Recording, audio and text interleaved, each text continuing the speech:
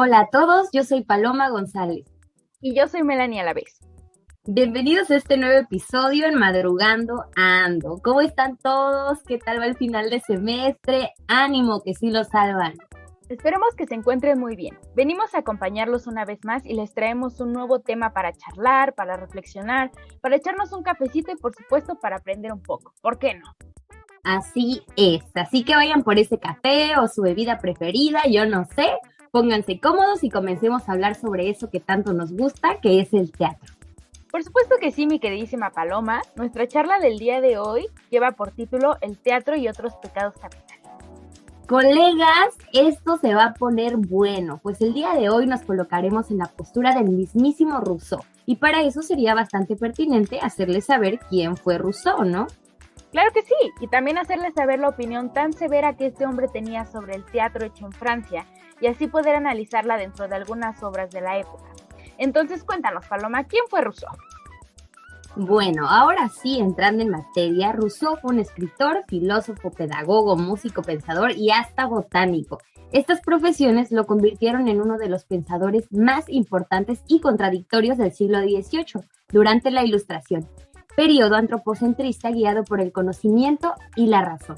Además de ser conocido por su célebre frase, que el hombre es bueno por naturaleza, Rousseau también se dedicó a ver, investigar y hablar sobre el teatro. De hecho, era un gran admirador y dicen que hasta iba a diario. Qué curioso, uno creería que lo odiaba por tanta cosa que decía del teatro. Digamos que su relación con él, así como con la vida, era complicada. Y para entenderla mejor, les vamos a contar un poco más sobre su contexto histórico y social. Excelente, vámonos pues.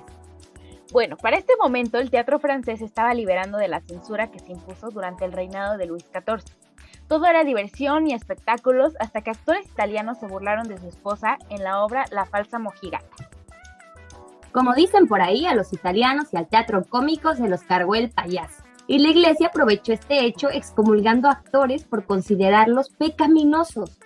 Todo con la excusa de purificar las costumbres del pueblo, cuando en realidad se trataba de la poca tolerancia al poder comunicativo del teatro y su amplitud de expresión. Esto fue hasta que en 1715 muere Luis XIV y le sucede el famoso Duque de Orleans, trayendo de nuevo la vida social, los espectáculos y la liberalidad.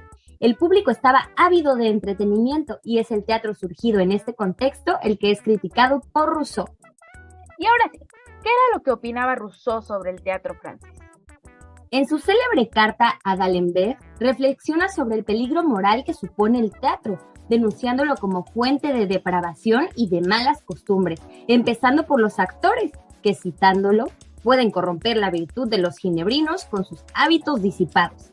Cabe mencionar que el pueblo natal de Rousseau era Ginebra, lugar más conservador que la gran ciudad de París, en la cual estaba viviendo. Además, ni los autores ni los géneros se salvan. Sobre la tragedia opina que es, entre comillas, una trampa que nos lleva a reflexiones humanas, pero falsas, ya que los héroes son imaginarios y los motivos de los mismos confusos. Me hace pensar en la lectura de Fedra, de Racine. Justamente existen estos personajes ideales para que la gente los siga, sobre todo los personajes relacionados con el etos, los correctos, honorables, valientes, etcétera, etcétera. Dime, si lo llevamos a un plano real, ¿quién se parecería a alguno de ellos? Además, lo dudaría al tener que desterrar a mi propio hijo y pedir que lo maten solo por faltar a la moral en turno. Al parecer, había una cuestión muy idealizada en los personajes trágicos, alejada completamente de lo que era un hombre de carne y hueso. Esto causando, y cito a Rousseau, peligrosos casos de admiración. ¡Qué fuerte! Otro lado, Rousseau fue un poco más amable con la comedia, alegando que al ser más cercana a la vida cotidiana, cito, es más aconsejable, pero también peligrosa por su amoralidad. En otras palabras, los personajes eran más cercanos al popolo, pero estaban excesivamente envueltos en sus pasiones. Entre ellas castiga el amor, que en sus palabras es una trampa que conduce a falsos sentimientos. Al parecer no le iba muy bien en la feria. Por dos.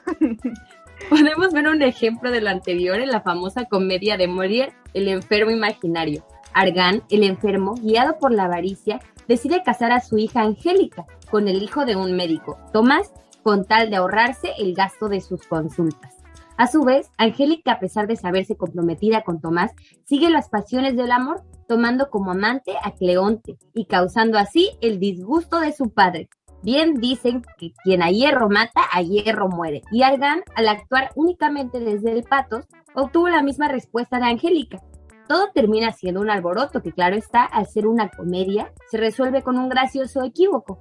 Pero esto, de acuerdo con Rousseau, podría resultar peligroso, ya que al trasladarlo a la vida real, que no tiene siempre finales felices, un arrebato podría devenir en una serie de consecuencias desfavorables. En resumen, parecen ser dos extremos que Rousseau reprobaba.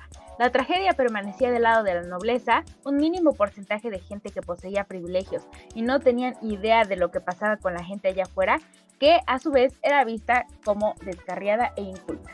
Como que criticaba mucho el teatro, ¿no? Pero bien que iba a diario. Que no se haga, ¿verdad? Pero entonces, ¿cuáles eran las obras que Rousseau consideraba adecuadas? Qué bueno que lo preguntas porque a continuación analizaremos una última obra desde su perspectiva, La falsa doncella de Marivaux, misma que comienza a sentar las bases del drama, un género más cercano al hombre común de la época, definido por Rousseau en sus escritos. Aquí observamos a personajes burgueses, figura que estaba ganando popularidad y fuerza en la sociedad francesa. Estos al final se encargaban de moralizar al público con sus enseñanzas, sin importar que previamente hayan obrado desde sus pasiones. Era la primera vez que un personaje fuera de lo épico adoctrinaba al público con su actuar, que lejos de ser impecable, era complejo, real quizá. Y además la protagonista era una mujer, lo cual era muy importante porque anteriormente era una figura solo utilizada como el reflejo de las malas decisiones de un personaje. Creo que mucho de lo que observamos en La falsa doncella tiene que ver con la ilustración, ya que de ver desde los ojos de la religión, comenzaron a tratar de descifrar qué era el hombre por sí mismo, desatando numerosas dudas y revelando la complejidad de su actuar.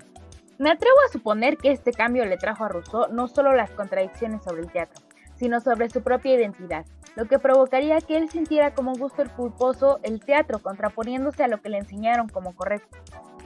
Gracias a Dionisio hemos terminado este podcast, la materia y el semestre. Fue un gusto tenerles esta noche. Éxito, compañeros, báñense y besos. Hasta la próxima.